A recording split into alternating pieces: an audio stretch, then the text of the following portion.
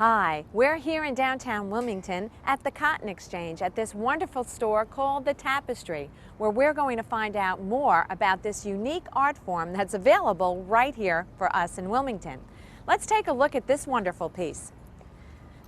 I love everything about castles and medieval, and this looks like it might be a scene from King Arthur and the Knights of the Round Table. Let's see if we can't find out more about it and how we can get it. So here we are. Come, let's meet Cheryl Preston, who's the owner of the shop, and find out more. Cheryl, thank you so much for having us here today. Hi, Grace. Welcome to the Tapestry. Thank you. I can see just the amazing breadth of different types of work that we have here, but it's all so overwhelming. Can you break down a little bit of exactly what is a tapestry, where did they originate? I mean, can we have something like a faux tapestry? Well, tapestries actually are a very old type of textile art. They were back in the 11th century. The Greeks used to form tapestries from battles that they used to fight. It kind of died down, and then in France it resurrected again in the 15th century. And then after the French Revolution, tapestries were burned to the ground, and then it revitalized once again in the 18th century. Wow. The tapestries actually are known, very famous in Belgium. I carry Belgium tapestries, but most everything that you see here, Grace, are made in North Carolina.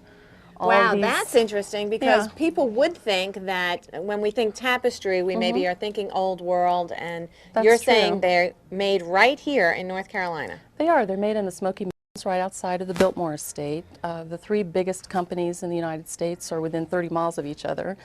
I order from all three of those companies, and I've been doing this business about 12 years now. So. Well, that's really exciting because people really do like to buy American. And that's absolutely true. The tapestry industry is a very big producer of employment in the western North Carolina region. So if we buy tapestries, we definitely support our state here. And is there a difference between a needlepoint and a tapestry? Okay, some people do call things on canvas tapestry. Actually, tapestry is woven. Okay. It's thread on thread, and the design is actually produced as the loom is weaving. Okay. Canvas work, like needlepoint or embroidery, crewel, some people call it, is not really tapestry. Another form of tapestry that we may be familiar with is the Navajo rugs. Okay. Those are actually woven. Now, I can see that we have all kinds of different themes. We have a fabulous golf theme here.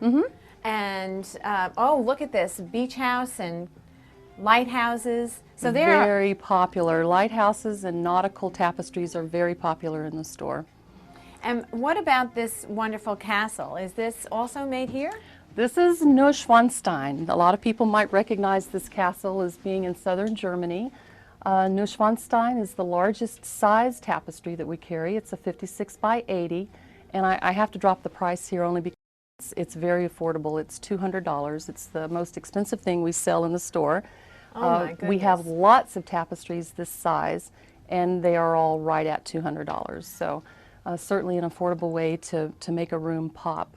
Well, I was saying before we entered the store that I really, really love medieval art, and you have a fabulous piece in front of the store. What is the name of that piece? Well, that is called the Accolade, and actually there's a fun story about that. We received the Accolade about 3 weeks ago. The Accolade is from a very famous painting, and we had rolled it out on the sidewalk probably not more than 3 hours, and a very famous celebrity came by, spotted it, walked in the store, and had us ship it to her home in California. Don't keep me hanging. Who's the celebrity? Okay, well, actually I wasn't here when she came in, but my assistant April was here. And April, why don't you tell us who was actually here? Kim Basinger. I saw her outside looking at the tapestry, and I wanted to speak to her, and she bought it on the spot and absolutely loved it. Okay, so we have Kim Basinger and wonderful tapestries here. Let's see what else we have. Now, I know that with all of these different themes, there also, I understand, is the possibility of doing some custom work. That's true. Actually, our flagship product is the Picture Weave. Picture Weave is the concept of taking a photograph just like this, and you have one custom tapestry made from that photograph, and they can weave it into a throw just like you see here. they can make a pillow, they can make a wall hanging, like you see up here, or they can make a tote. So what a great way to show off your grandkids or that special family reunion coming up. Absolutely. This is a very popular product, very affordable, and we certainly sell a lot of these.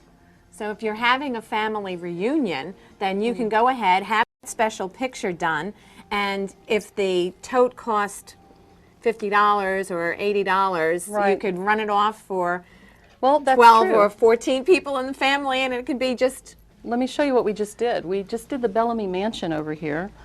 Now this has been a very popular product here. Shot of the Bellamy Mansion I took several weeks ago, and we had it sent in and made copies of this. So for $54, you too can bring home a piece of the Bellamy Mansion. Just a really fabulous building.